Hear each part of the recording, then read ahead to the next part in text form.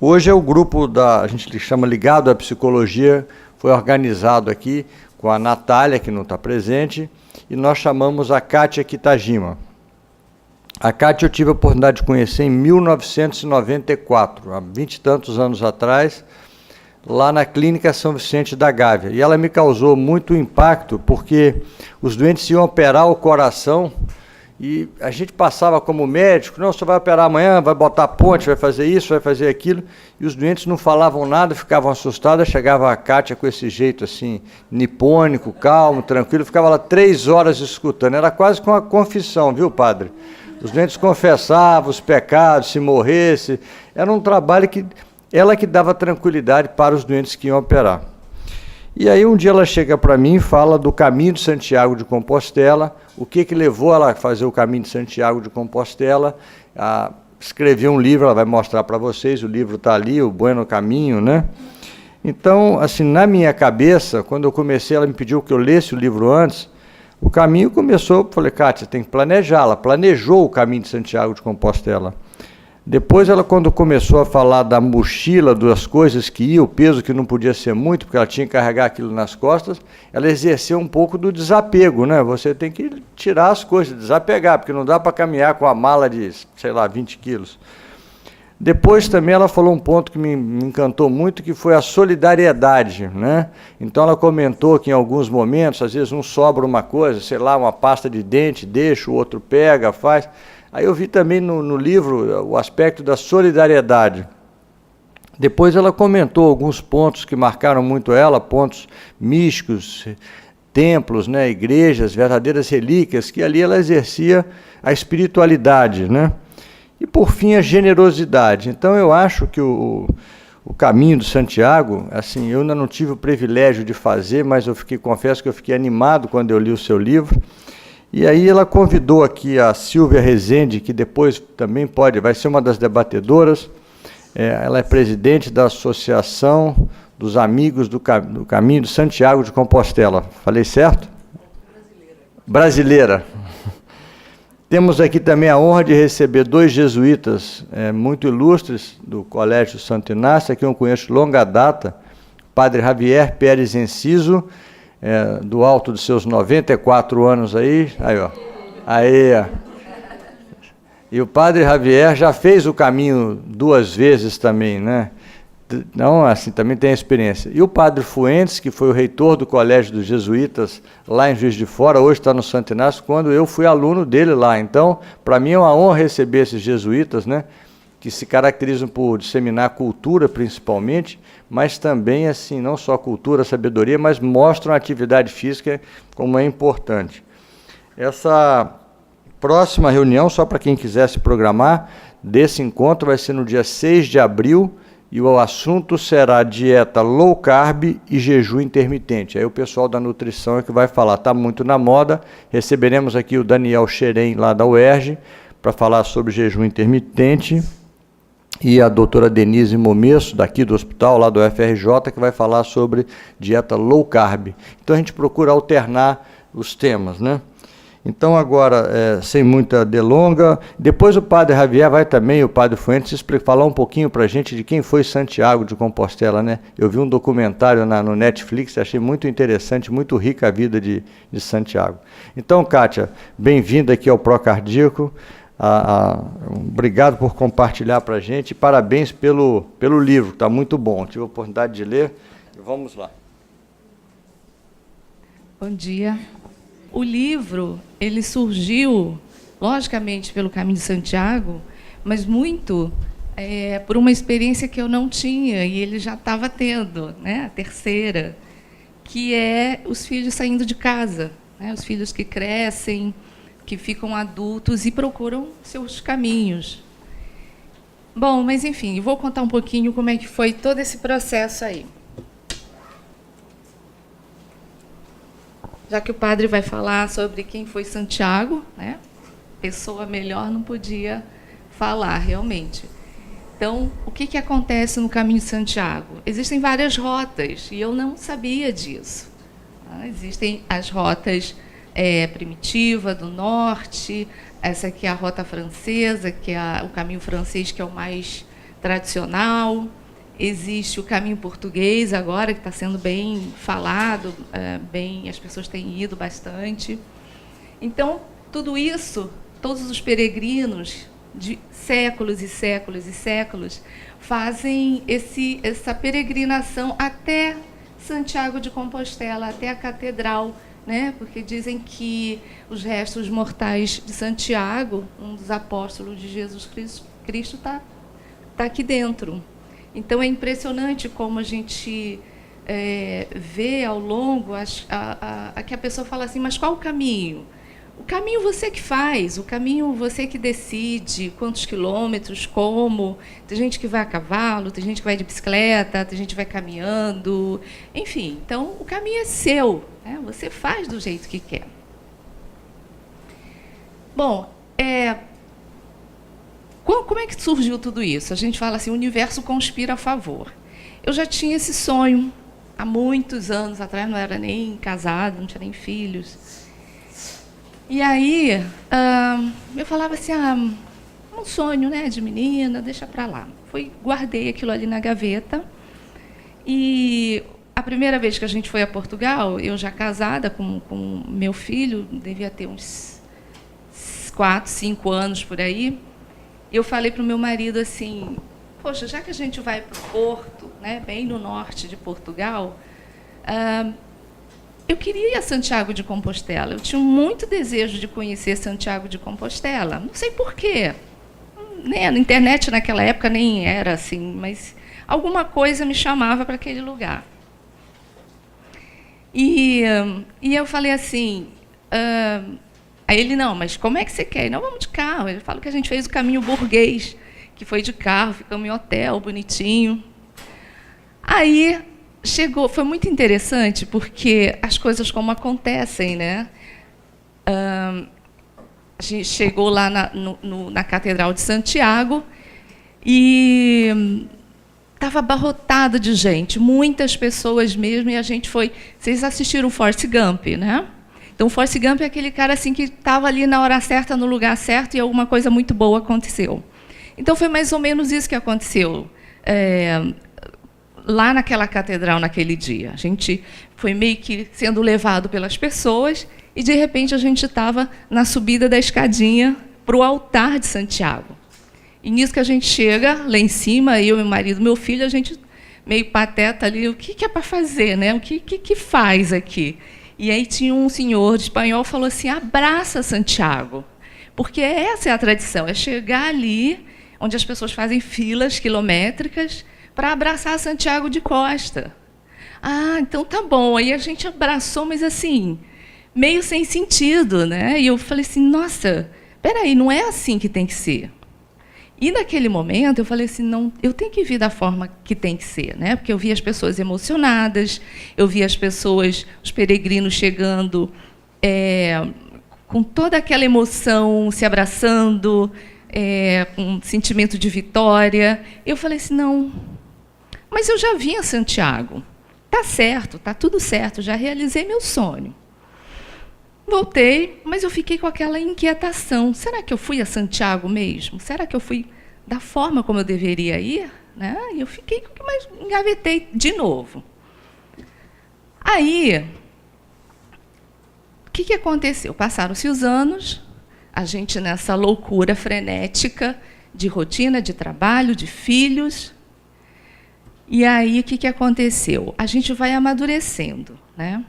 Quando a gente vai amadurecendo, a gente vai vivendo perdas pessoais. Eu trabalhei 20 anos num CTI e eu falava assim, não está encaixando mais, né? Não estou com a mesma paixão mais. Embora é um lugar que eu sempre quis estar, mas eu fiquei com aquela inquietação. E a inquietação foi aumentando. E eu dizia assim, alguma coisa está fora do eixo aqui, tá uma coisa esquisita, estou fora da caixinha, né? Tem alguma coisa. E nisso a gente vai vivendo outras situações em que a gente vai formatando novos olhares. E aí meu filho chega e diz assim, 18 anos, filho único, mãe, estou indo embora. Como assim? Eu vou estudar fora do Brasil. Embora eu já soubesse, que ele tinha esse desejo, e eu, como psicóloga, já processando aquilo, mas quando a ficha cai, a coisa concretiza, abre o buraco, né? E eu falando assim, e agora? Para onde eu vou? Quem sou eu? Qual é o meu papel agora, né? Filho saindo de casa, a gente, vamos dizer assim, teoricamente, na outra metade da vida, vou fazer o quê? Quero fazer as mesmas coisas que eu fiz sempre? Ou eu quero fazer alguma coisa diferente? Né? Porque parece que não está mais encaixando a forminha. Então, deu uma panicada aqui, deu um tilt, como diz o outro. E eu, certo dia na minha casa, uma tarde, eu lembro direitinho, chega uma amiga, essa amiga aqui, ó, a culpa é dela. E ela disse assim, olha, eu estou organizando com uma amiga, a gente é o Caminho de Santiago, vamos? Eu falei, oi? Caminho de Santiago? Não, eu já fui. Não preciso mais ir, não, já conheço Santiago. Ela, não, vamos, a gente vai pegar... Eu falei assim, eu não tenho tempo de ficar um mês caminhando. Ela disse assim, não, mas são 2 semanas, a gente faz metade do caminho. Eu falei, não vai dar, meu joelho está ruim, minha coluna está péssima, não tem como carregar a mochila. E eu fui criando vários empecilhos, né? Que é a primeira coisa que a gente faz. A gente usa a razão. Não vai dar, não tenho tempo, minha coluna não vai aguentar, eu não tenho condições, é muito caro, enfim. A gente só coloca empecilhos. E aí foi muito interessante que eu pensei assim, espera aí, gente, não vou descartar, não, deixa eu tirar da gaveta esse sonho, né, de 2007, que eu tinha ido, e falei assim, não, eu vou considerar. E naquela tarde eu fui na livraria, e eu amo ficar passeando naqueles livros, tomando café. E o primeiro livro que eu encontro assim, de cara foi um livro sobre o Caminho de Santiago. Aí eu falei, ai, meu Deus do céu, agora só vou pensar nisso. Né? A gente fica com aquela ideia fixa. E eu comprei o livro e li aquele livro numa tarde, emocionada. Eu falei, gente, eu tenho que ir. E as coisas foram acontecendo, o universo conspira a favor mesmo. A gente acaba indo por um caminho em que as coisas vão se organizando, parece, para você, sabe? Os caminhos parece que vão te levando para aquilo. E aí a primeira coisa que eu aprendi, né, que às vezes a razão é o grande inimigo do coração. Às vezes a gente dá muita trela para a nossa razão. E aí isso acaba minando algumas coisas que a gente deseja, alguns sonhos, né? Por a gente achar que não vai conseguir, que não vai dar. Então, isso foi meu primeiro aprendizado. Entender que o coração, que a razão ela é importante, sim, né? Mas entender que o coração ele também tem a sua grande participação. Então, gente, na primeira resolvi. Éramos 4 mulheres, quase todas na mesma faixa etária, momentos de vida, histórias diferentes, né? E aí eu falava assim, gente, vai ser uma falação, essa mulherada não vai parar de falar, e não é isso que eu quero, né? Eu quero silêncio, eu quero pensar o que é isso tudo. Mas, enfim, acabou que o grupo foi super respeitoso, todo mundo entendeu o momento de cada uma, a gente se sintonizou super bem, isso foi a grande sorte. Então, assim, no dia anterior, lá em Rabanal do Caminho, a gente assistiu uma missa do Peregrino. E foi numa igreja, não sei se dá para ver direito, mas assim, uma igreja bem rústica, né? Caindo aos pedaços, uma igreja pequenininha, mas estava cheia de peregrinos. E eu ainda não estava conectada com o caminho, né? Eu estava assim estou sozinha aqui, como é que vai ser? Essa mulherada não para de falar. E eu agoniada, falei, não pode ser, né? Eu também não estava centrada ali. Então, já cheguei atrasada na missa, já cheguei esbaforida. Enfim, não estava conectada mesmo. Então, no final da missa, uma missa linda, inclusive, né, Silvia? Cantada, toda em latim. É linda essa missa, essa igreja, assim, é super simples, mas assim, foi a missa mais linda que eu já assisti na minha vida. Enfim, E aí, no final, o padre, no final, que ele dá a bênção aos peregrinos para fazer um bom caminho, e ele faz esse convite, ó, que a gente faça o caminho até Santiago de Compostela fazendo essas 3 perguntas para a gente. Isso foi assim, aquele momento, bom, agora estou aqui. E é impressionante como essas perguntas elas vão ecoando dentro da gente, né? Então, assim, acho que o primeiro momento que eu disse assim, sou eu, comigo mesma, atenção plena, consciência plena, e pensar nisso daí. Qual é o meu propósito? O que eu estou fazendo aqui? Quem sou eu? Como é que eu me relaciono com as pessoas? Quem que é Deus para mim? O que é Deus para mim? E essas 3 perguntas foram, ao longo dos 15 dias, reverberando dentro de mim. Ia caminhando, ia pensando, no momento que os pensamentos inúmeros vêm e vão, né? Bem processo de aprendizado, de meditação mesmo.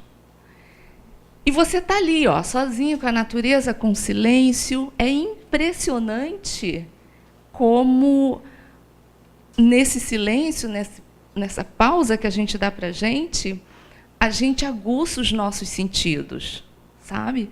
A gente consegue ver, de repente, se eu estivesse aqui no dia a dia, eu não ia dar a mínima bola para isso aqui. Mas isso me chamou a atenção. O cheiro, o canto dos pássaros, né? A gente fica com os sentidos muito aguçados mesmo. A gente fica num processo de consciência plena mesmo. É impressionante isso. Né? E a gente vai olhando cada detalhe desses pórticos seculares que a gente vai encontrando. A gente vai olhando as pessoas que passam no olho, né? Vai entendendo ali a dinâmica, que é uma coisa que no dia a dia a gente passa batido. Cada pedacinho bacana assim, que a natureza mostra ali para a gente olha aquilo com encantamento mesmo. Cada frase que a gente lê no caminho traz uma mensagem para a gente. Isso aqui eu achei interessantíssimo, que muitas pessoas também morrem no caminho, né? Ou então elas pedem para que as cinzas sejam jogadas no caminho. E elas vão colocando as mensagens, né? E essa aqui eu achei lindo, que ele fala assim, lembre dos seus entes que se foram sempre nas suas orações. Então, eu ia com aquilo processando. E um dos motivos de eu também estar fazendo o caminho era por ter passado perdas importantes na minha vida. E a gente vai conversando, a gente vai muito no aqui e agora, sabe? Cada passinho, cada paisagem que a gente vai vendo ao redor. A gente viu os bezerrinhos nascendo naquela hora, ainda com cordão umbilical, coisa que a gente, né, imagina, nunca vou ver isso. E a gente vai conversando, e a gente vai ficando em silêncio.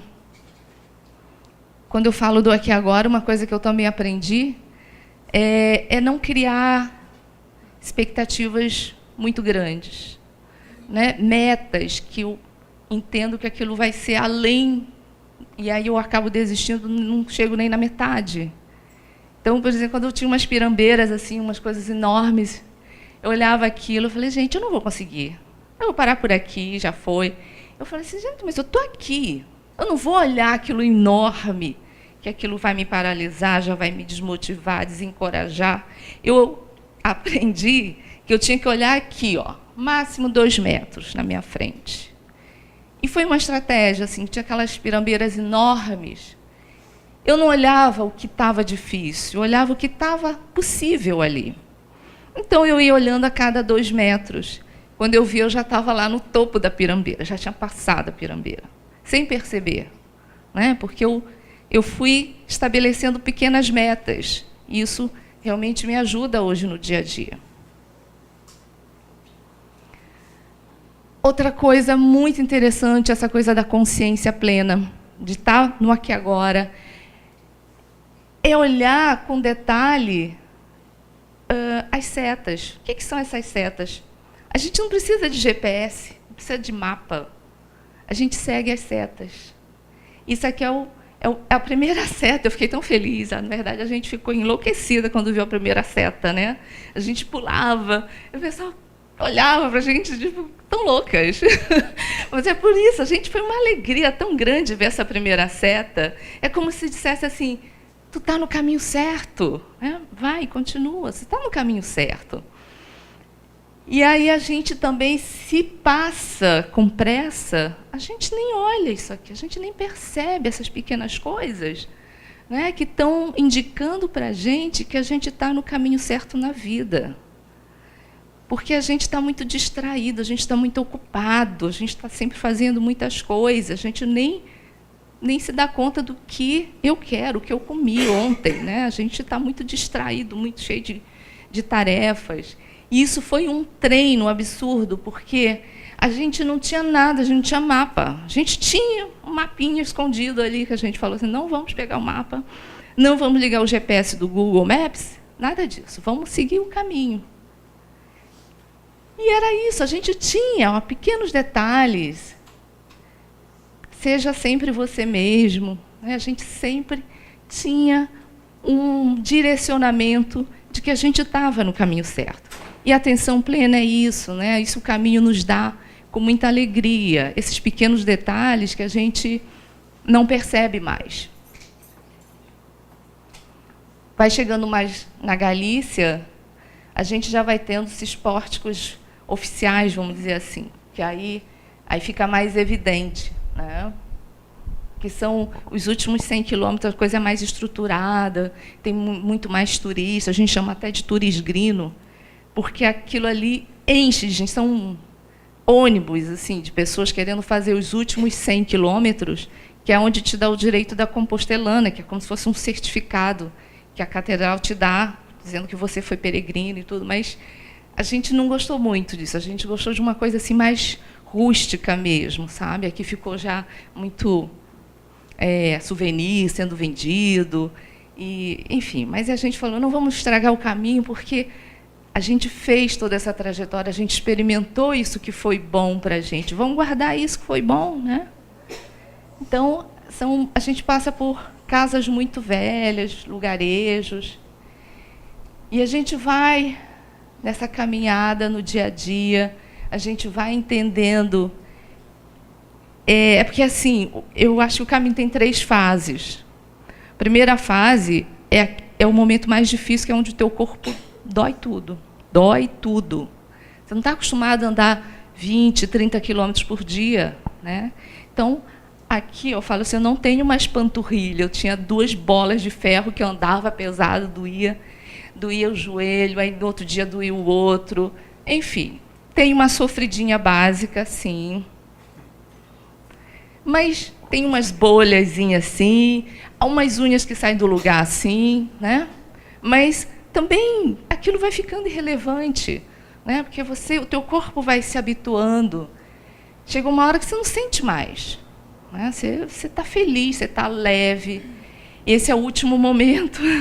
O segundo momento, eu falo assim, é o momento, a fase da mente, né? Do psicológico. Porque é o momento onde você está em grupo, as pessoas já começam a ficar estressadas, você vai sendo quem você é mesmo, né? Os conflitos das diferenças entre as pessoas vão surgindo, você fica com saudade de casa, você chega uma hora que você diz assim, o que eu estou fazendo aqui, meu Deus, né? Podia estar na minha casa, eu não quero mais dormir nesse saco de dormir, nesse albergue horroroso. Então, assim, é uma fase que você realmente se impacta emocionalmente. E a outra fase é quando você diz assim, caramba, já estou chegando em Santiago, que pena, está acabando, está tão bom, né? Emagreci, estou super disposta, a gente está se dando super bem com o grupo, estamos conhecendo outros peregrinos maravilhosos do mundo inteiro, e você não quer que aquilo acabe. Mas, assim, ao mesmo tempo, deixa eu passando aqui um pouquinho. E é isso, ó, você vai lidando, você fica ali do lado. Eu tinha pavor, né, de bicho, assim. Ai, meu Deus, vai me atacar. Eu estou de vermelho, porque eu usava essas roupas muito chamativas, aquelas cores, porque tinha proteção de sol, e ele é muito chamativo sempre. Eu falei, não, os bois vão vir atrás de mim, eles não gostam de cores berrantes, mas eles não estavam nem aí para mim, né? O meu medo era maior ali, o empecilho era meu. Acho que a gente tem uma rotina, a gente acorda muito cedo, a gente caminha mais ou menos no meio da manhã, a gente dá uma parada, faz um lanchinho em algum pueblo, ali, uma birosquinha, e continua. A gente, na verdade, não almoça, né? Porque não dá para almoçar e caminhar. E quando a gente para realmente para almoçar, é no meio da tarde já quase mais para 3, 4 horas, é onde a gente para nos albergues, e aí é o encontro com as pessoas, né? Onde as pessoas se confraternizam, se conhecem. Então, esse casal era do Canadá. A gente realmente vê gente do mundo inteiro. E o caminho é isso, gente. Olha, às vezes você tem que ter muito equilíbrio, né? Muita concentração, porque às vezes é um filetinho assim de pedra, aqui é um riacho, aqui é uma parede. E aí a gente vê de tudo, né? Cada um faz o seu caminho, cada um estabelece o que é bom para você. As paisagens lindas. Essa mulher aqui é uma anã chamada Ângela. Esse dia, eu estava naquela fase corpo doído, mente destruída. E eu falei assim, não vou caminhar hoje. Não quero caminhar com vocês. Quero ficar quieta, me deixem quieta. E elas foram, eu falei, vou ficar, preciso ficar quieta. A Gabi também ficou nesse dia, porque ela estava cheia de bolha. Eu ia colocar seu pé aqui, a foto do seu pé, mas eu achei que ia assustar as pessoas. Então, eu não trouxe. Mas ela ficou com muita bolha, né? E os hospitais locais, eles fazem os curativos gratuitos, que a gente tem como se fosse uma identificação de peregrino. E eles cuidam de você. Eles fazem uns curativos assim grandiosos, assim. E aí ela esse dia também não caminhou, queria ficar quietinha. Aí a gente marcou para almoçar, vamos almoçar. E a gente encontrou essa anã, que foi assim também um outro aprendizado. Ela era de uma energia, ela tinha uma voz firme, ela se mostrava presente apesar do tamaninho dela, sabe? Eu falei, gente, que incoerência, que contradição. E eu pensei na minha contradição. Poxa, eu sempre equilibrada, sempre tranquila, sempre de boa com as pessoas. Fiquei pau da vida com todo mundo, fiquei pau da vida comigo mesma. Queria voltar, não queria continuar mais o caminho. E assim, perceber que a gente tem os nossos avessos também. A gente tem as nossas contradições, a gente tem os nossos azedices. Né? Na verdade, a gente no dia a dia, no trabalho, com os amigos, até em casa, às vezes a gente tenta se organizar de uma forma que se harmonize, mas a gente sabe que a gente tem as nossas azedices. E esse dia foi um aprendizado, porque eu brinco até no livro, a gente tem um lado Ruth e um lado Raquel, né? que em algum momento aquilo surge, ou então a gente vê isso mais evidente em algumas pessoas. E eu até falo assim, poxa vida, eu me lembrava o tempo inteiro, quando eu começava a sair do eixo, assim, de ficar chata demais, eu me lembrava do livro do Jack Kornfield, que é Psicologia Budista, Psicologia do Amor. E ele diz assim, olha, todo mundo tem as suas azedices, mas é muito também como você olha as pessoas, sabe? O óculos que você usa para olhar determinadas pessoas. Então, ele fala assim, tenta, aquele dia que você acorda super bem, disposta, feliz da vida, dando bom dia para passarinho, tenta naquele dia você ver as virtudes, as coisas boas e a nobreza de 3 pessoas que você vai encontrar naquele dia. Então, tenta olhar esse lado, porque ele acredita que todo ser humano tem o seu lado nobre. Né? Nem todo mundo é do mau caráter. E em algum momento, essas pessoas, você vai enxergar o lado bom delas. Né? Então, eu comecei a falar, bom, deixa eu ver o lado bom de cada amiga minha que eu fiquei chateada, que eu pedi para sair, mesmo naquele dia, sabe? Eu já não estava aguentando. E assim, a Ângela despertou isso em mim, as contradições que a gente tem mesmo, né? As nossas imperfeições. A gente é muito crítico com a gente mesmo. E eu falei assim, nossa, a gente realmente tem que entender que nós temos nossos avessos também. E aí eu fiquei de boa com as amigas de novo.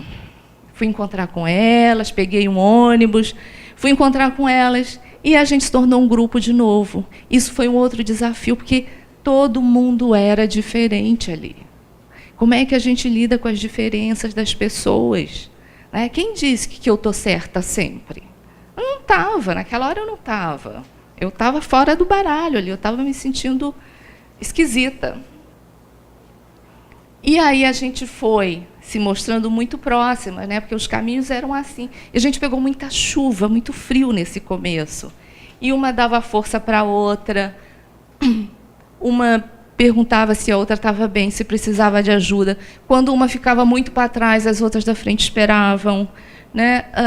Quando a gente parava, está precisando de alguma coisa? Eu estou tão cansada quanto você, mas eu posso ajudar em alguma coisa? Olha, eu vou comprar lá um negocinho, fica aí quieta que eu vou comprar um negocinho para você comer. Então, foi ótimo, a gente começou realmente a se sintonizar. Né? Mochila, o Cláudio falou da mochila. É tudo que a gente tem ali, a nossa vida. Não tem mais nada, a gente só tem isso aqui. 7 quilos, que foi o que eu tinha, na época, 10% do meu peso corporal. Então, olha só como era difícil para eu caminhar com uma mochilona dessas nas costas. Por isso que o joelho também brigava. Mas é tudo que a gente tem. Essa era a minha mochila. O meu cajado, que eu chamei ele de Wilson Hanks. É o Wilson, lembra do Wilson? Wilson! E esse era o meu Wilson Hanks, porque no caminho a gente vai conversando muito alto, né, com a gente mesmo, a gente vai falando. E isso aqui era a única coisa que me apoiava, me protegia para subir, para descer, para abrir caminho. Enfim, eu tinha poucas coisas aqui. E é interessante essa coisa do desapego, porque essa mochila a gente foi arrumada e desarrumada 500 vezes. Todo dia eu arrumava. Chegar antes do caminho. Todo dia eu arrumava durante o caminho.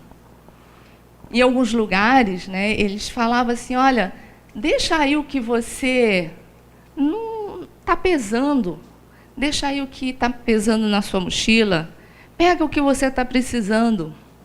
E era muito legal, porque eram cestas que tinha assim, tinha gente que achava que estava indo para um spa, para férias. Então, tinha livros assim, de 500 folhas, tinha chapéu de praia, tinha um monte de coisa assim, nada a ver com o caminho. E as pessoas foram largando aquilo. Eu desconsiderei que eu precisava de pasta de dente, por exemplo, até o final do caminho. Eu calculei super errado, eu levei um bichinho desse tamaninho. Aí eu falei, gente, eu preciso de pasta de dente. E numa dessas cestas tinha um tubão, que já estava pela metade, né? Eu falei assim, vou levar esse tubo porque isso vai dar e sobrar porque eu preciso.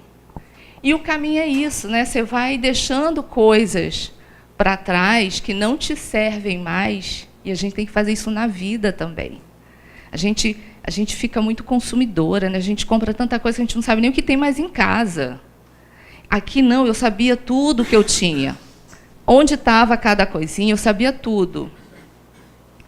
Então, uma outra coisa também é você se desfazer daquilo que te pesa o coração e a alma. Né? Você também tem que deixar as coisas para trás, você também tem que saber perdoar.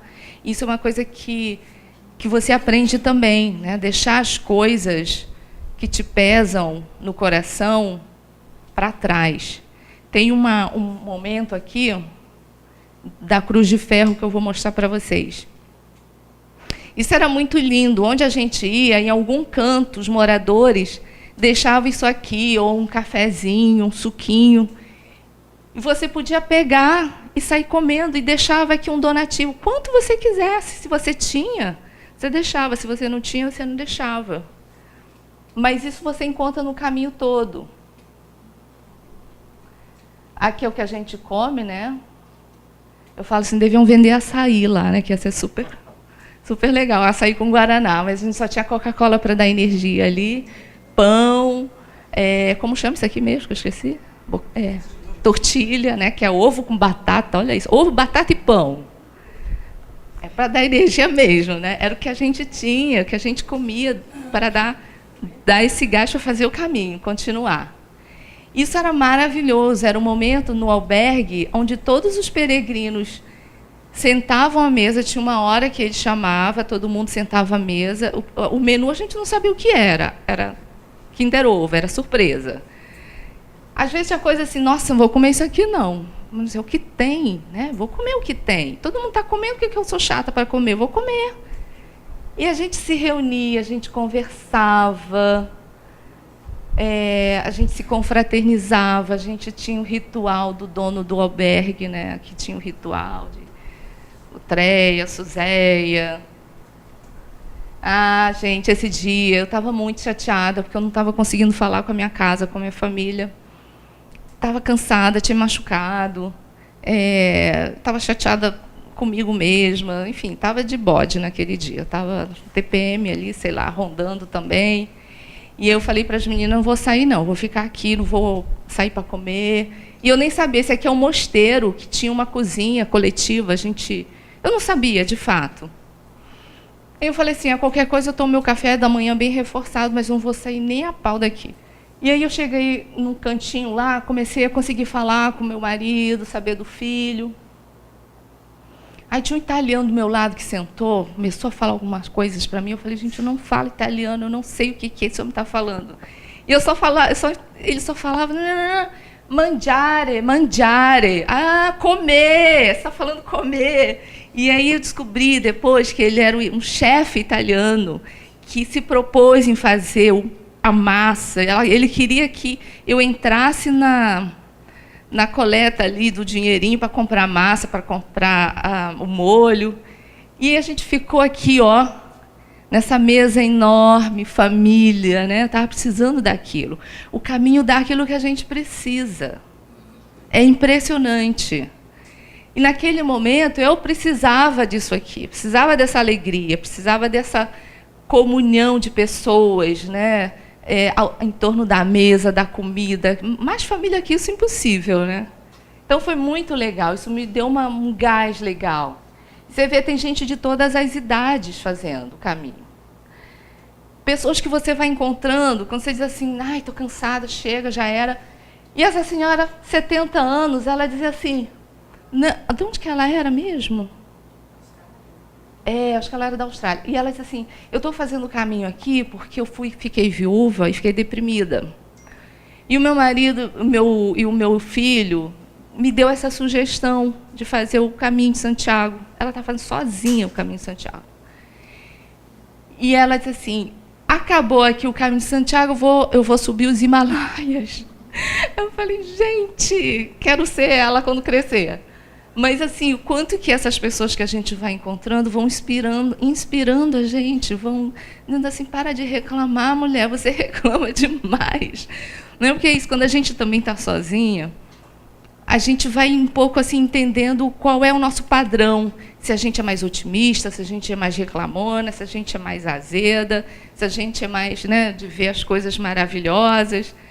Então, assim, você vai se conhecendo nesse sentido. E eu falava assim, gente, eu quero ser essa pessoa, né? Esse casal que acompanhou a gente, cada albergue que a gente pousava quase nos mesmos albergues, era um casal, assim, na minha fantasia, todos estavam carequinhas, né? E eu não sei, em algum momento, se sugeriu que ela estava se curando de um câncer. Já, Cláudio, tanta coisa para falar.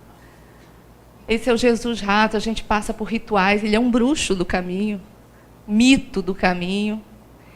E aí a gente vai encontrando, seja você mesmo, seja a mudança, agradece. A gente, quando eu falei, a gente reclama demais, a gente não reconhece as grandes celebrações da vida, né? As pequenas coisas, a gente tem saúde. Vocês ajudam muitas pessoas aqui. Então, agradece isso, agradece todas essas coisas boas que a gente tem. Isso aqui foi um café peregrino, alguém deu esse café para a gente deu uma doação, e vinha uma mensagenzinha, e essa mensagem veio para mim, olha que lindo. E é isso, a gente agradecer essa cruz de ferro, onde as pessoas...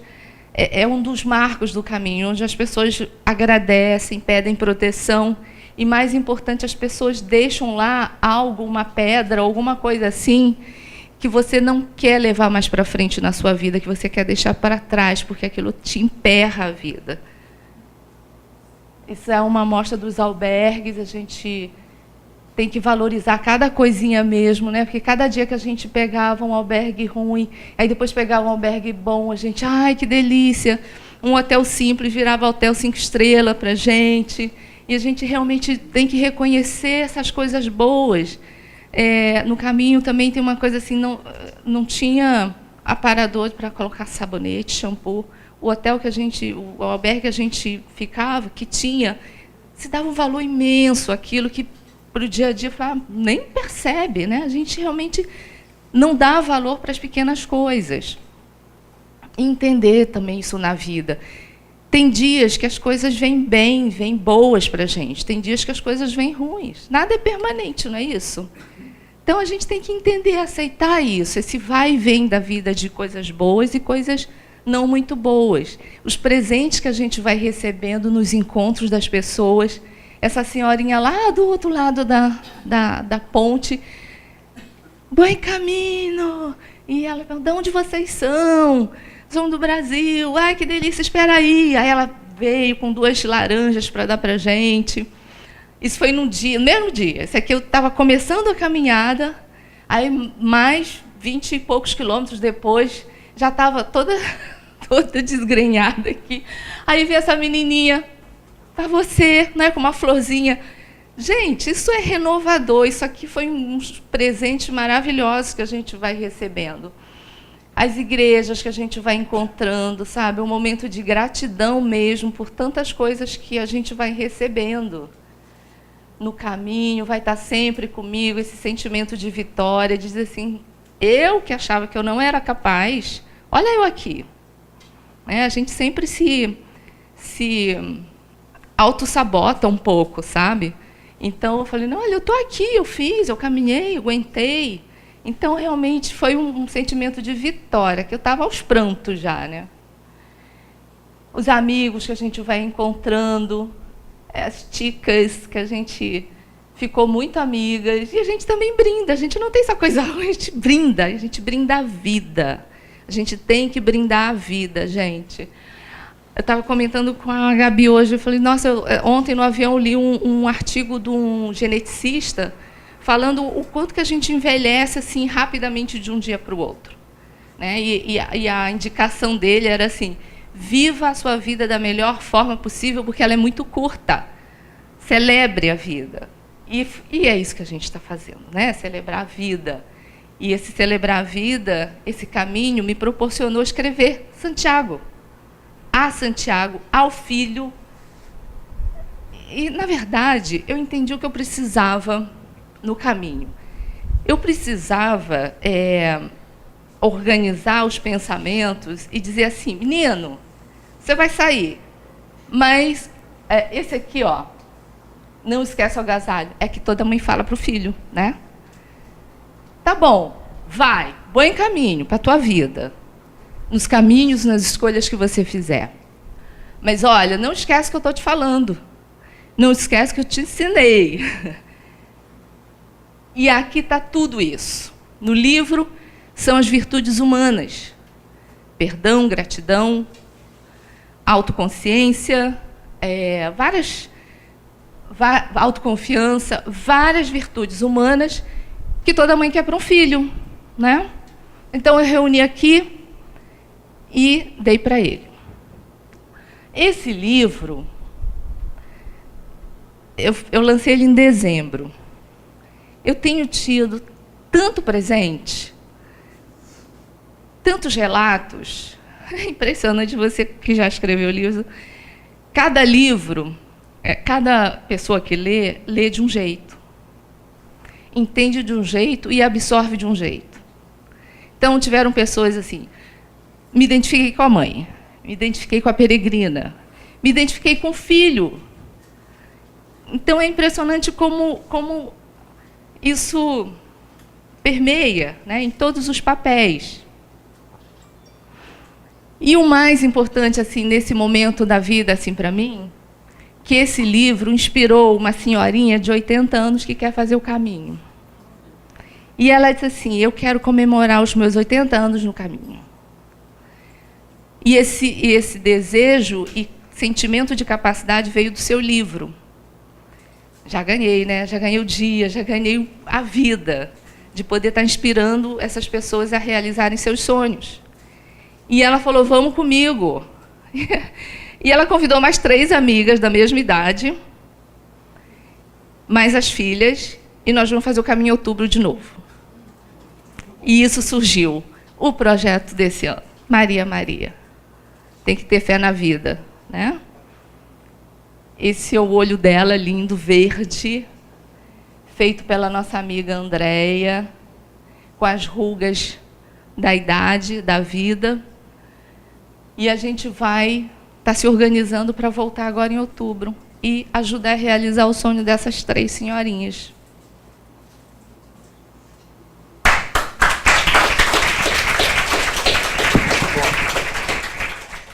Bom dia para todos. Estou emocionado, viu? Gostei muito da sua colocação, da sua maneira de ver as coisas. E estou admirado também de ver como uma coisa assim tão comum, tão corriqueira, tão praticada hoje. Eu faço parte ainda de uns caminhantes, um grupo de caminhantes. Então é toda hora que a gente está nesse, volta e meia está nesse clima. Mas como enriquece realmente quando a pessoa tem um espírito, quando tem uma formação, quando é capaz de relacionar a sua vida, né? A sua pessoa com o que vai acontecendo ao redor, né? Então, nesse sentido, parabéns e muito obrigado. Bom, essas perguntas são muito difíceis para a gente falar algo assim, de repente, né? Quem sou eu? Como me relaciono com as pessoas? E quem é Deus para mim? Realmente são perguntas fundamentais da vida e que, sobretudo quando tem um fundo religioso, estão sempre presentes, né? Tanto para o proveito próprio, quanto sobretudo, para colocar para as pessoas, né? Quem trata com juventude sempre vai estar preocupado para que essas pessoas, os jovens sobretudo, encontrem um sentido para a vida, né? Que hoje estão assim parece que muito perdidos no que eles utilizam, no que estão projetando para a vida. Assim, não estão projetando nada, né, praticamente, né? Estar sempre pendurados no iPhone ou nos meios de comunicação e aí perdidos. Então, a pergunta muito fundamental para esses meninos, está aí a Denise, que esteve num encontro agora há pouco tempo, e dizia, né, que primeira condição para começar a pensar,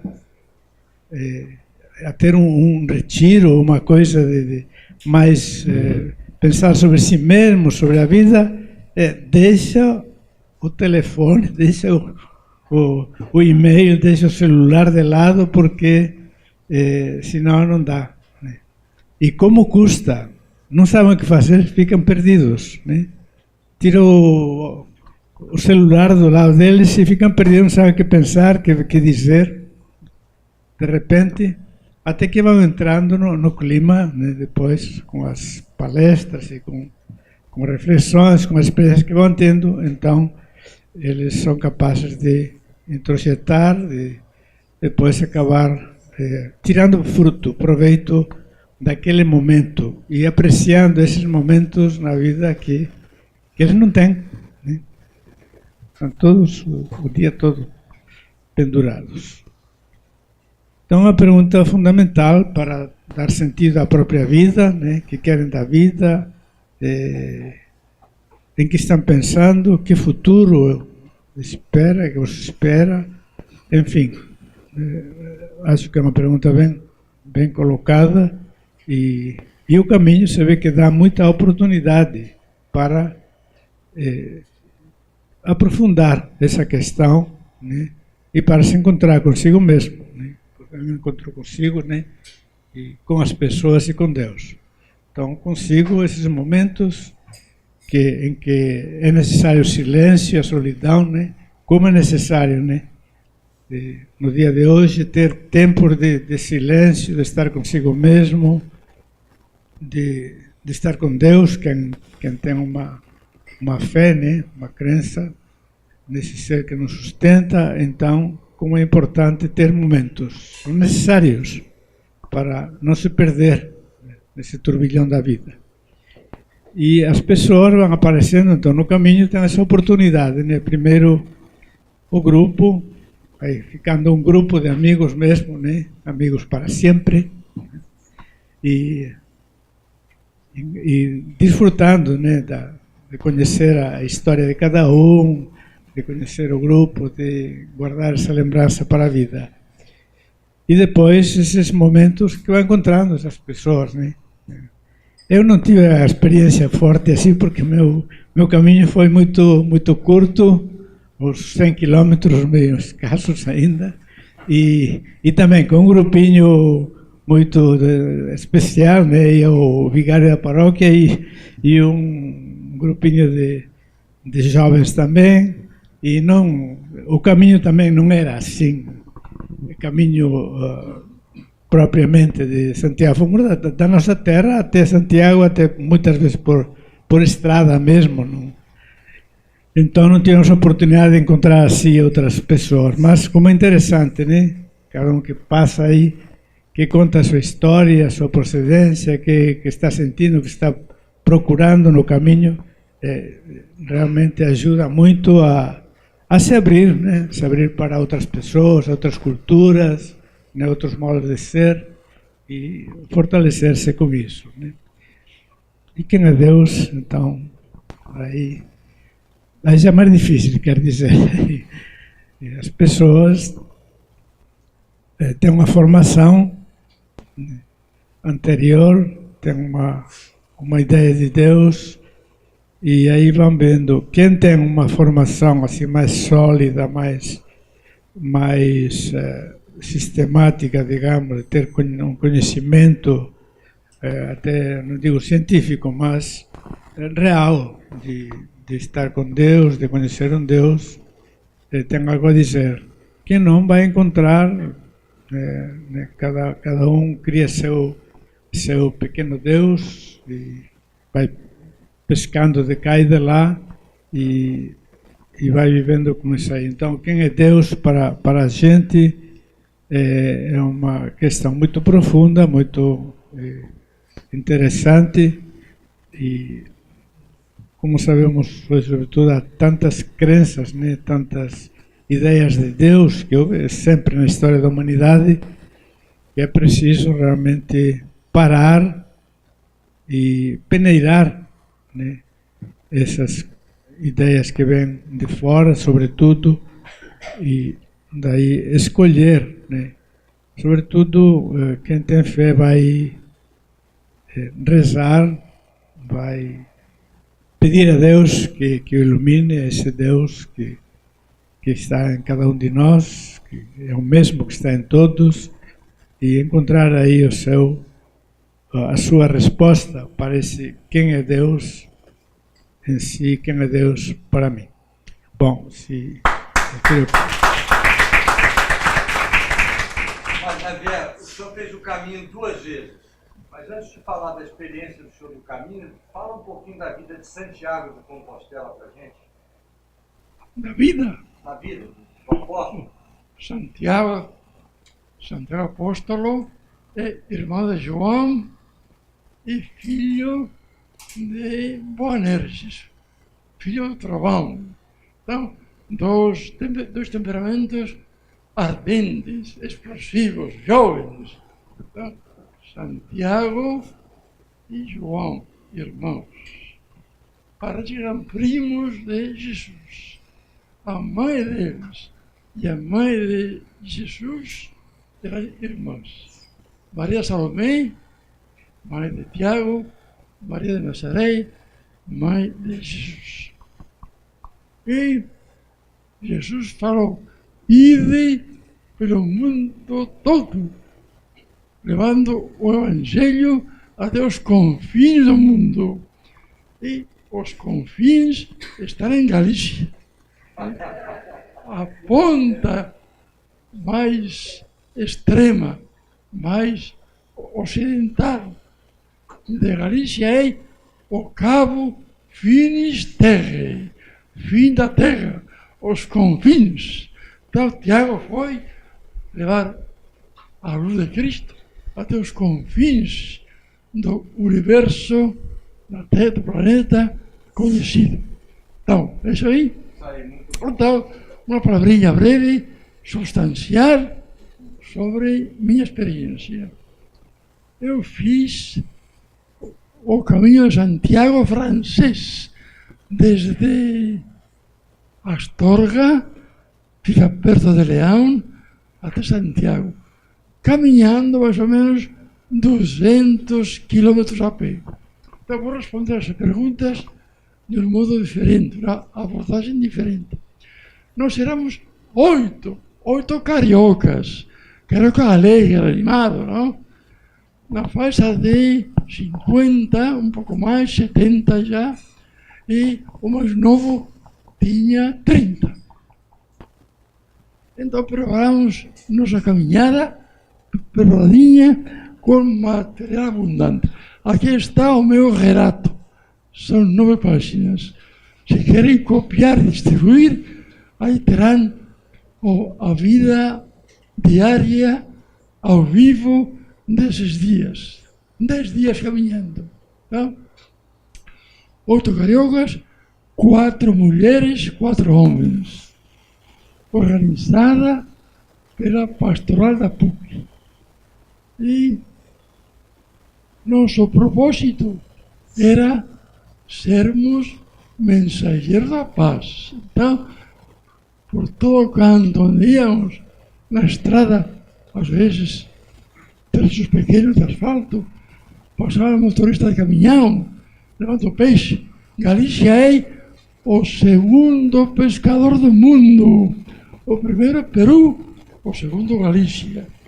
Não deixem de saborear o peixe bom, marisco bom de Galícia. Barato e gostoso. E os pratos de batata com merluza, cozido, uma jarra de vinho bom e frutas fresquinhas.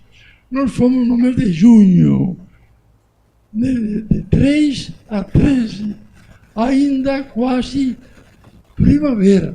Então, campos floridos, se caminha sobre um tapete de flores, uma beleza. E já tem frutas, desde Ponferrada até Villafranca de la Sierra, 29 quilômetros. Aquele dia fizemos 29 quilômetros.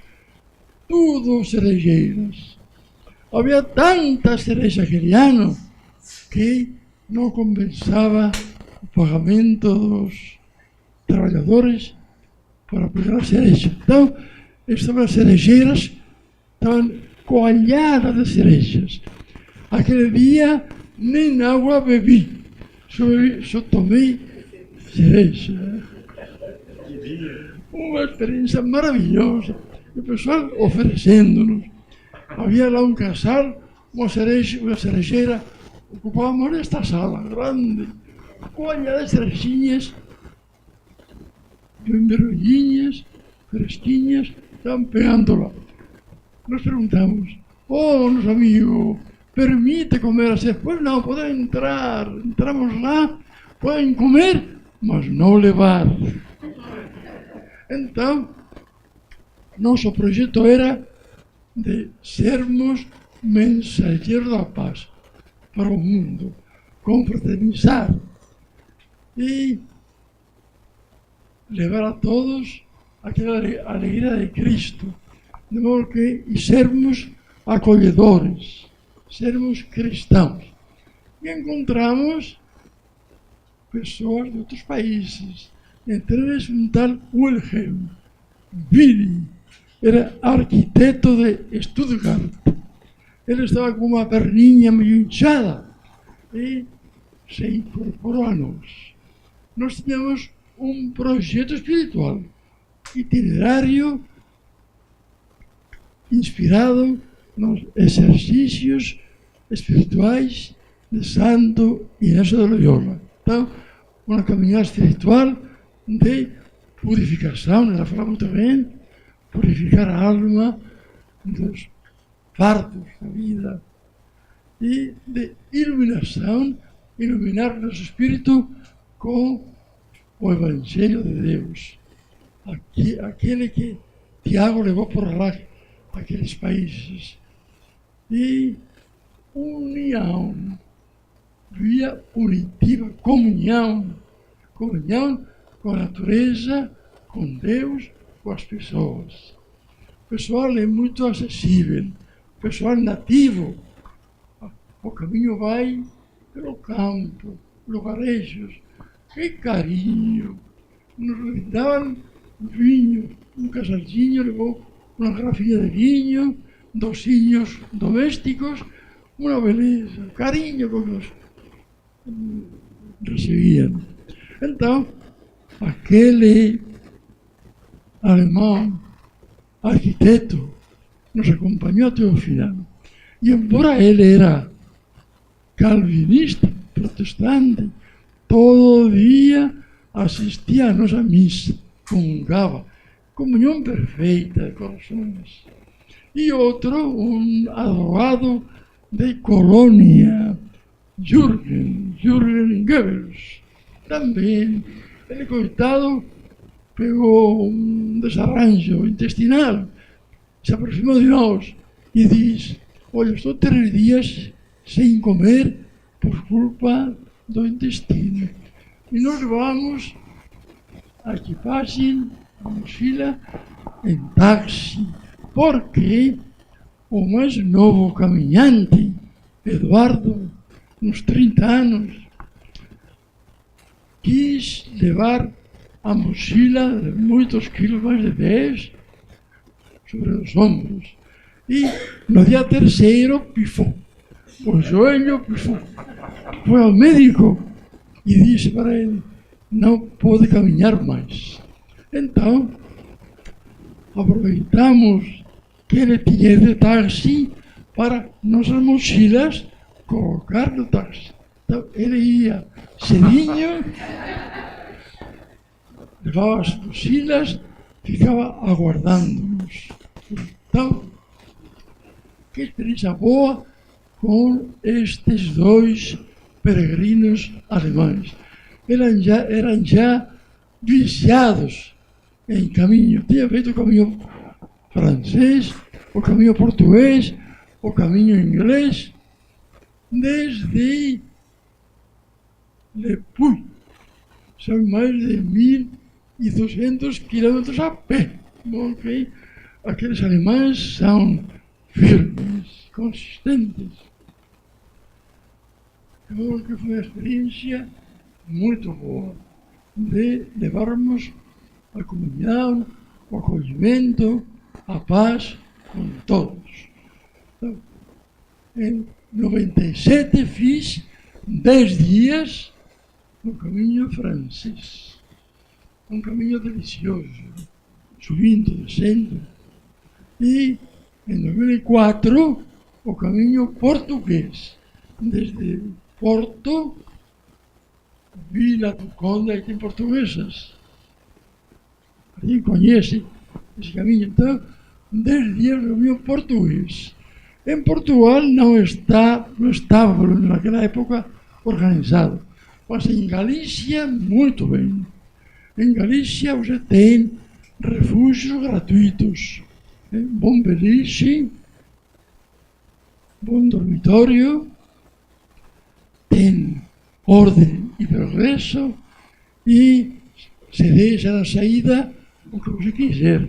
Nós dávamos €1 por pessoa, éramos 8 euros. Tá? Experiência linda. Tá? Mas foi fundamentalmente isso. A Silvia Rezende, ela é presidente da Associação Brasileira do Caminho de Santiago de Compostela. Falei certo? Vamos lá. Não? Fala, Silvia. Dá as dicas agora para quem quer... Associação Brasileira dos Amigos do Caminho. Dos Amigos do Caminho. Dá as dicas aí para quem quer fazer o caminho. Na verdade, vou primeiro fazer a propaganda da associação. A gente tem uma reunião mensal, normalmente na primeira sexta-feira do mês. Às vezes muda um pouquinho, dependendo se tem feriado ou não. É aberta para todo mundo que se interessar pelo Caminho de Santiago. Então, eu gostaria de convidar vocês. Eu trouxe até uns folhetos depois, se alguém quiser. Às 7 horas da noite, na Casa de Espanha, no Maitá. Então, para o pessoal que está saindo daqui, né, saindo do trabalho, ali talvez seja uma parada. E a gente organiza mensalmente 2 caminhadas, uma sempre depois da reunião. A reunião é na sexta-noite, a gente faz uma no domingo de manhã. Essa seguida da reunião sempre é no Horto. A gente vai até a Mesa do Imperador, que é um bom treino, né, subindo o morro. E tem, mais para o meio do mês, a gente tem uma outra caminhada que aí varia de lugar. A gente teve semana passada, saímos do Leblon e fomos até o alto do Forte do Leme. E a ideia é, nessas caminhadas, nas reuniões, a gente poder compartilhar com os outros as experiências. Porque elas voltaram, a gente volta do caminho e chega uma hora que a família da gente não aguenta mais ouvir a gente falar do caminho, né? Então, a associação é legal porque a gente se reúne lá só para falar de caminho. E é interessante porque a maior parte das pessoas, você não tem a menor noção do que elas fazem da vida, do poder aquisitivo delas, nada. Mas você sabe, às vezes, quais os caminhos que ela já fez. Né? Você sabe o primeiro nome e que caminho ela já fez ou pretende fazer. Você não sabe mais nada da vida e você convive com aquela pessoa compartilhando, é muito legal isso. Então, as reuniões e as caminhadas servem para isso, para a gente trocar a experiência, né, passar um pouquinho da experiência do caminho, dar dicas, principalmente. Né? Então, essa é a propaganda. Eu fiz o Caminho Francês em 2013, aí eu vou falar um pouquinho rapidinho da minha experiência, assim, eu levei acho que uns 10 anos pensando em fazer o caminho. Surgiu uma vez numa conversa, num chopp com amigos e tal, e aí nós éramos 3 amigas e a gente de vez em quando falava nesse negócio do caminho. Vamos fazer o caminho e tudo. Mas aí trabalho, depois meus pais já bem idosos, que eu sou filha temporã, meus pais eram 48 anos mais velhos do que eu. E aí, em determinado momento da vida, eu fui cuidar deles, né? E eu dizia, não, enquanto eles estiverem aqui não dá para ir e tal. E uma dessas amigas falou, olha, eu já estou... Ela é 12 anos mais velha que eu. Ela falou, eu daqui a pouco não vou mais aguentar fazer o caminho. E aí isso aí deu um... Falei, então vamos bolar como é que a gente vai organizar, ver como é que eu vou ficar com os meus pais, como é que a gente vai se dividir, porque eu tenho vários irmãos e irmãs. E aí me programei com essas 2 amigas, consegui montar um esquema em casa de cada um ficar com... Nessa altura meu pai já tinha partido, de ficar com minha mãe, cada um ficar uma semana, né? Cada irmão ficar uma semana com ela. E fomos nós 3 para o caminho. E foi muito interessante, porque em determinado momento a gente já tinha combinado, 2 de nós, né? A gente tinha dito que a gente não queria fazer a pé a parte de León até Astorga, né? Porque a saída da cidade de León é muito urbana, meio que uma Avenida Brasil, assim, né? E uma de nós disse, não, eu vou fazer tudo a pé, não vou pegar ônibus. Mas a gente ficou naquela de vamos ver o que vai fazer. Né? Lá a gente resolve se a gente vai a pé ou se ela vai de ônibus. E chegou lá na hora, ela falou, eu vou a pé. E eu e uma outra falou, a gente vai de ônibus. Então a gente teve que se separar num determinado momento, né? Foi meio traumático até, mas era necessário, porque ela precisava daquele tempo. Ela é uma pessoa que sempre teve alguém cuidando dela e ela, de repente, ficou sozinha. E ela, quando a gente se encontrou de novo, ela falou, gente, isso foi tão bom para mim, porque eu vi que eu era capaz. Né? Era uma pessoa que não tinha coragem de fazer muitas coisas sozinha, e hoje em dia ela se vira super bem sozinha. Né? Ela viu que ela é capaz de fazer as coisas sem depender dos outros, sem depender de ter alguém tomando conta dela. Né?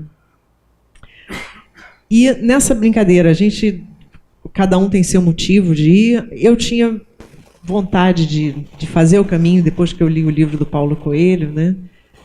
Dessa busca de uma fé, que eu, embora tenha sido criada, né, num lar católico, minha mãe era bastante católica, pregava, né, não só católica por ser, mas praticante, né, como a gente diz. E eu sempre tive uma certa dificuldade com a minha fé. Aí eu falei, eu vou para o caminho que eu quero ver se eu acho minha fé. Que a gente vai para o caminho por vários motivos, né? Eu vou dizer uma coisa para vocês, eu voltei do caminho de Santiago com a raiva de Deus que vocês não fazem ideia. Porque depois de programar tudo, a minha chegada a Santiago estava prevista para o dia 22 de junho. Mas com essa coisa de pegar ônibus e ter dias de andar mais do que o programado, eu acabei chegando em Santiago no dia 20. E essa amiga que ficou para trás chegou no dia 22. Eu fui encontrar com ela no Monte do Gozo, né? E eu cheguei junto com ela em Santiago de novo. E ela chegou de tarde. Quando foi de noite, veio a notícia de que minha mãe tinha tido um AVE. Então eu saí de Santiago assim, correndo, né? A notícia foi por volta de 8 horas da noite. Às 10h30 eu estava num trem para Madrid. Às 8 horas da manhã do dia seguinte eu estava no avião para o Brasil. Cheguei aqui 6 horas, ainda fiquei com minha mãe. E ela viveu ainda 70 dias, mas ela já tinha 100 anos, então quase 101, né? Só que aí foi isso, eu voltei de Santiago com a raiva de Deus, falei, poxa Deus, eu vim para cá para procurar minha fé, o Senhor faz isso comigo, né? Faz isso com a minha mãe, pior do que fazer comigo é fazer com minha mãe, né? Deixar ela do jeito que ela ficou, 70 dias ali. E eu frequento a igreja de Santa Margarida Maria. E minha mãe ainda estava no hospital, e lá a gente tem uma festa junina, eu encontrei o padre lá. Falei, padre, eu estou com raiva de Deus, acho que eu preciso me confessar. Ele falou, minha filha, isso é normal. Na situação que você está, é normal você sentir raiva de Deus.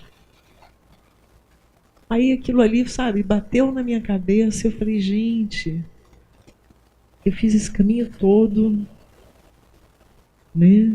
E voltei com raiva de Deus por uma coisa que não tem sentido, né? Então a gente começa a partir daí eu passei a ver o caminho também de uma outra maneira. Que talvez fosse necessário eu fazer aquele caminho e estar longe da minha mãe para ela passar o que passou, né? Porque a gente estava muito junto, desde que meu pai morreu, nós ficamos juntos por 8 anos. Ao ponto de alguém olhar uma e falar, ué, cadê a outra, né? Então, e o caminho ensina essas coisas para a gente, né? Eu voltei, continuei participando da associação. Hoje, atualmente sou presidente e já fiz outro caminho. Em 2016 eu fiz o caminho do Piemonte, que sai de Lourdes até Saint-Jean, e fiz também um pedacinho do caminho português, a partir de Valença. Mas é isso. A gente tem umas experiências muito doidas no caminho. Essa minha amiga que a gente separou, que deixou para trás, essa coisa do compartilhar, de dividir, a gente estava meio preocupada porque ela tinha esquecido o carregador do celular num determinado lugar, né? E o celular, hoje em dia, não é só um telefone. Ele é um telefone, ele é um computador. Eu tinha todos os mapas do caminho no celular, se eu quisesse, né? É a máquina fotográfica. E essa amiga tinha deixado o carregador dela num albergue. E a gente compartilhava o carregador. E, de repente, ela não ia ter mais alguém para ter um carregador. E, nesse dia, a gente falou, ih, caramba, na hora dela sair, falei, como é que você vai fazer? Porque é a máquina fotográfica também.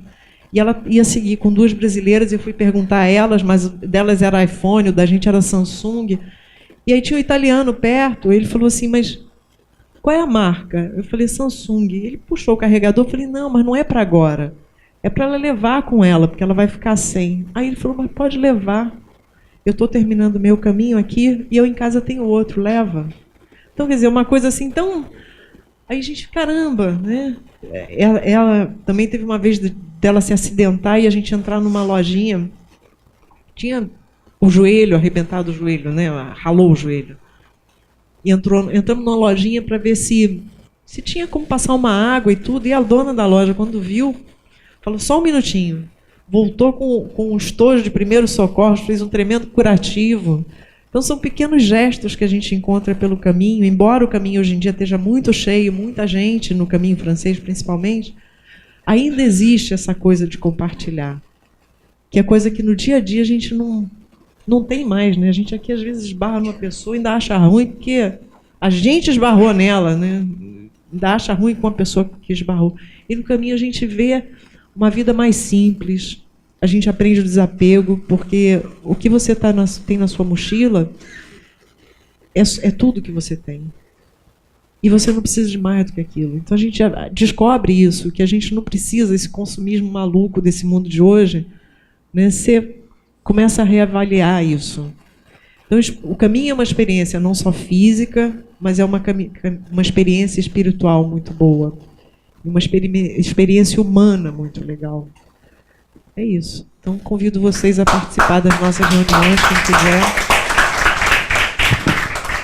A Sani vai ser uma das palestrantes aqui em abril. Deixa eu fazer logo uma propaganda. No dia 6 de abril, nós vamos ter aqui, então, dieta do jejum intermitente e vamos ter o low carb. E no dia 17 de abril, ela vai falar sobre amor possessivo, amor doentio, né? É um assunto que ela tem falado aí com muita propriedade. Ela vai estar aqui com a gente falando sobre esse tema, que também é... Agradecer a presença de todos, agradecer a Silvia, agradecer a Padre Fuentes, ao mais jovem aqui, o decano hoje aqui, Padre Javier, dos seus 94 anos, né? Está aí brilhando, compartilhando com a gente. A Kátia, que escreveu o livro, né? De quem quiser adquirir o livro dela, e ela faz uma dedicatória. Parabéns pelo livro, parabéns pelo caminho, e foi uma manhã muito rica. Obrigado a todos aí, muito bom. Parabéns.